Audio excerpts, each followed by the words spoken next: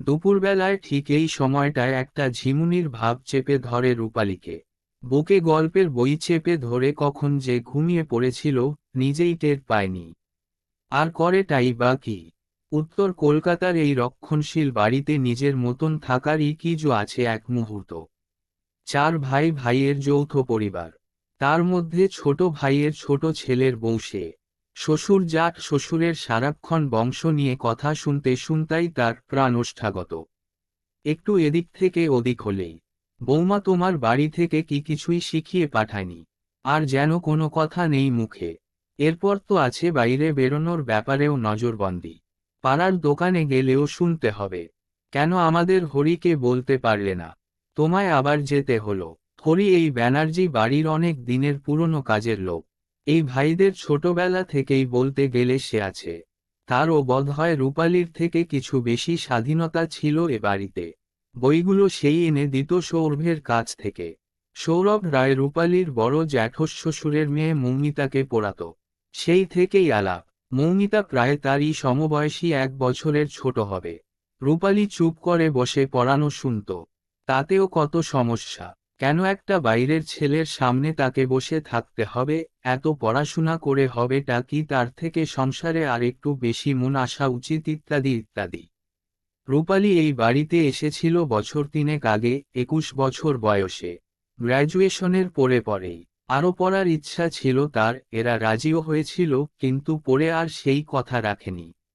জেঠিমা তো একদিন বলেই বসলেন যে মেয়েরা বেশি পড়লে তাদের নাকি মাথা খারাপ হওয়ার সম্ভাবনা থাকে। নামের মধ্যে একটু অনন্যতার ছোঁয়া থাকার সাথে সাথেই রূপালীর মনটাও হাঁটত এই বাড়ির একদম বিপরীত পথে। স্বামী অভিজিৎ কিছু ব্যতিক্রম ছিল না। নিজের দরকার এবং রাতের বিশেষ কিছু মুহূর্ত তার আর রূপালীর সাথে কোনো মনের আদান প্রদান ছিল না। বেচারি রূপালী এই গোটা বাড়িতে আর বই ছাড়া দ্বিতীয় কোনো সঙ্গী ছিল না।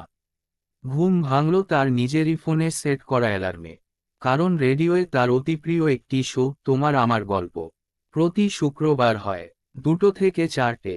এদের বাড়ির অভ্যেস অনুযায়ী প্রায় 4টের আগে মেয়েরা কেউ খেতে বসে না। তার আগে খিদে পেয়ে ডেকে পেটে কিল মেরে বসে থাকা ছাড়া আর গতি নেই। এরকমই এক অলস দুপুরে জানালা দিয়ে রাস্তার দিকে তাকিয়ে থাকতে থাকতে বিরক্ত হয়ে রেডিওটা অন করেই এই আবিষ্কার। 2 ঘন্টার জমজমাট গল্প। কখনো তা রোমান্টিক, কখনো রহস্য, কখনো ভৌতিক, কখনো বা অতি সাধারণ কাঠামোয় তৈরি গল্প। অনুষ্ঠানটির বৈচিত্র্যই ছিল রূপালীর আকর্ষণের প্রধান কারণ। আজকের গল্পের নাম অচেনা মানুষ। চেনা মানুষ অবস্থা পরিপ্রেক্ষিতে যে অনেকটাই অচেনা অজানা হয়ে যেতে পারে। সহজ পটভূমিকায় তারই এক সাধারণ গল্প।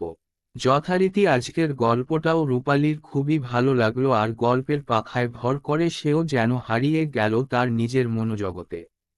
পঙ্কজ আর কোয়েল এক হতে না পারার দুঃখের সাথে মিশে তারও নিজের কিছু স্মৃতির কথা মনে পড়ে গেল।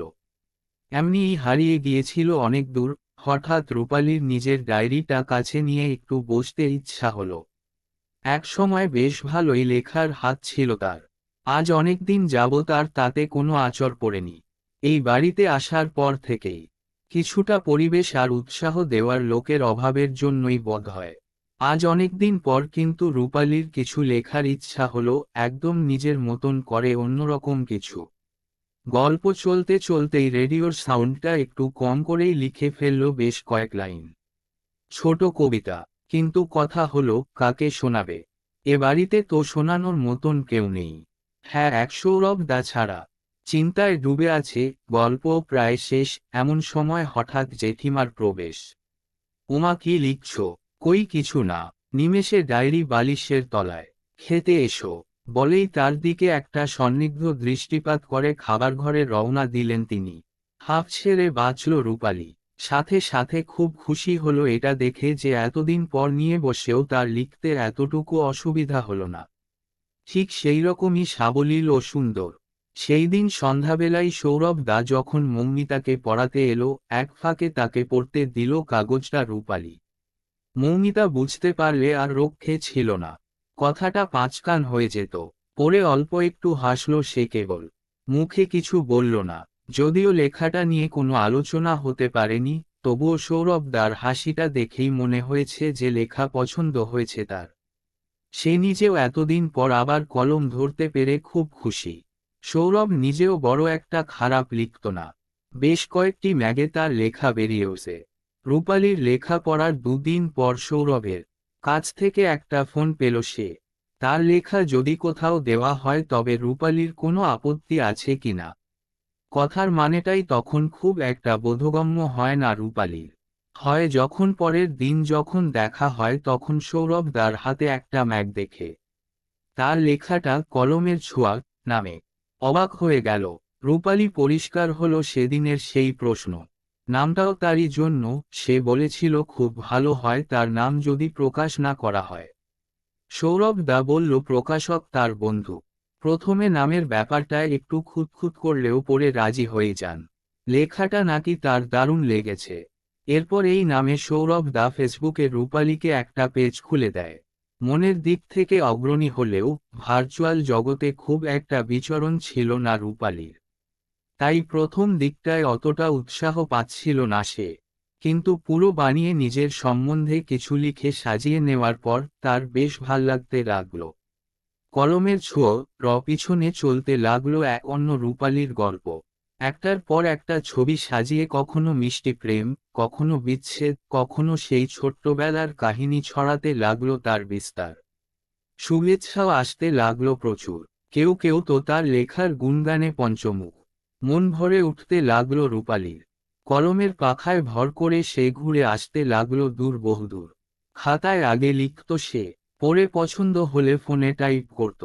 এমন চলার মাসখানেক পরে একদিন এমন এক ঘটনা ঘটল যা ঘটবে বলে রূপালী একদম আশাই করেনি। যদিও সে খুবই সাবধানতা অবলম্বন করত লেখার সময়। এমন সময় যখন আর সকলে বিশ্রাম করছে বা আশেপাশে কেউ নেই।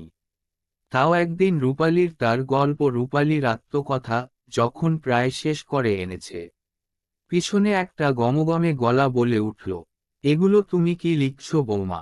সেদিনও দেখলাম কি লিখছ। আজও তাই। বলেই রূপালী কিছু বোঝার আগেই তার হাত থেকে খাতাটা ছিনিয়ে নিলেন জেঠিমা। উল্টেপাল্টে খানিকক্ষণ দেখে চেঁচামেচিতে প্রায় সারা বাড়িকে রূপালীর ঘরে এনে জড়ো করলেন তিনি। রূপালীর চোখে তখন জল। পরিস্থিতির আকস্মিকতায় জবুথবু কি করবে বলবে বুঝে উঠতে পারছে না। প্রায় 4টে বাজে তখন। খাওয়া দাওয়া ভুলে সবাই তখন তার বিচার করতে বসেছে।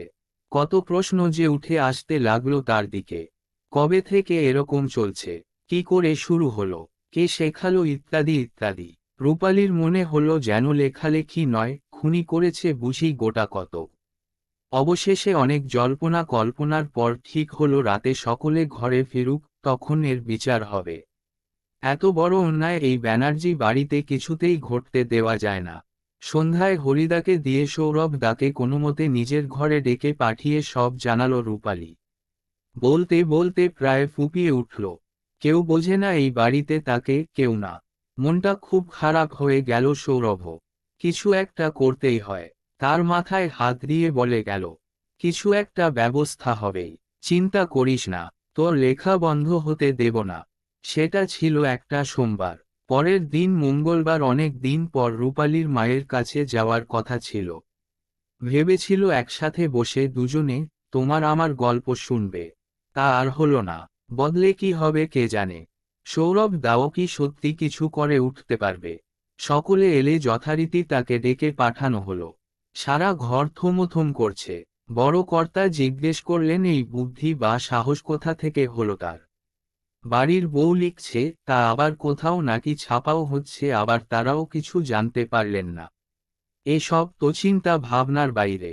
জেঠিমা তো বলেই বসলেন, আরও কত কি চলছে নিশ্চয়ই বাইরে, যা তারা জানতেও পারেন না। রূপালীর বুক ফেটে কান্না আসতে লাগলো। সেই দুপুর থেকেই সে না খেয়ে আছে। একবার তার শাশুড়ি এসে কোনোরকমে বলে গেছে সে যায়নি, তারপর থেকে আর কারুর কোনো সাড়া শব্দ নেই। আরও কিছুক্ষণ বিচার বিশ্লেষণের পর তাকে আপাতত বেশ কিছুদিন তার মায়ের কাছে পাঠানো স্থির হল। তার বর অভিজিৎ যথারীতি পরিবারের সাথে একমত। মন খারাপের সাথে সাথেও কিছুটা স্বস্তির শ্বাসই বা ফেলল রূপালী। কয়েকদিনের জন্য হলেও এই কারাগার থেকে মুক্ত। সেই দিন রাত থেকে পরের দিন দুপুর অবধি, যতক্ষণ পর্যন্ত না অভিজিতের সাথে রূপালী ব্যানার্জি বাড়ির বাইরে পা রাখল, ততক্ষণ অবধি মৌসুমী বাদে কেউ তার সাথে একটা কথাও বলল না। রাতে সেই রূপালীকে জোর করে কিছুটা খাইয়েও দিয়েছিল। যাওয়ার সময় কাঁদতে কাঁদতে রূপালীকে জড়িয়ে ধরেছিল। মৌসুমীর এই রূপটা রূপালীর অদেখা ছিল। শত হলেও সমবয়সী তো। বাড়িতে পৌঁছালো বেলা প্রায় 12:30 নাগাদ। অভিজিৎ ভিতরে অবধি ঢুকল না, বাড়ির দরজায় নামিয়ে দিয়েই চলে গেল। তার মা হন্তদন্ত হয়ে এসেছিলেন, কিন্তু জামাইকে না দেখতে পেয়ে খুব অবাক হয়ে মেয়ের দিকে তাকালেন। রূপালী কিছু না বলে ভিতরে ঢুকে গেল। এত কিছুর মধ্যেও সৌরভদার কথা মনে পড়তেই একটা দীর্ঘশ্বাস পড়ল রূপালীর। আর কি কখনো দেখা হবে তার সাথে?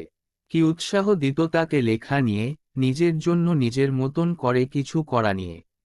নিজের ঘরে এসে একটু অন্যমনস্ক ভাবেই চালিয়ে দিল রেডিওটা। শুরু হচ্ছে তোমার আমার গল্প। আজকের গল্প সুস্মিতার আত্মকথা, লেখিকা রূপালী ব্যানার্জি। মাও যেন কখন পিছনে এসে দাঁড়িয়েছেন, হা করে তার মুখের দিকে তাকিয়ে। রূপালীও নিজের কানকে বিশ্বাস করতে পারছে না। এ কি সত্যি? তারই কলমের ছোঁয়ায় তৈরি তার নিজের সৃষ্টি বেজে চলেছে রেডিওতে। এ আর কারুর নয়, নিশ্চয়ই সৌরভদার কাজ। যেদিন তার কাছে কেঁদে ফেলেছিল, সেদিনই তার সেই লেখাটা চেয়ে নিয়ে গেছিল সৌরভদা। রূপালী ভেবেছিল আবার কোনো ম্যাগের জন্য হবে বোধহয়। সেটা যে তারই প্রিয় অনুষ্ঠানে তারই বাড়িতে বসে শুনতে পাবে, তা বোধহয় স্বপ্নেও ভাবেনি সে। মায়ের হতবাক মুখের দিকে তাকিয়ে রূপালী মনে মনে ভাবল, তার লেখার কথা সেভাবে মাকে বলাই হয়নি। বলা হয়নি তার মনের আরও অনেক না বলা কথা, যা বলার জোর সে আজ পাচ্ছে। সব আস্তে আস্তে করে বলতে হবে। তার লেখারই মতন কত না বলা কথা ভাষা পাবে। গড়ে উঠবে আরও কত অব্যক্ত গল্প। এগিয়ে চলবে রূপালী। এই টুকরো টুকরো কথাই হবে তার পথ চলার পাথেও। সমাপ্ত।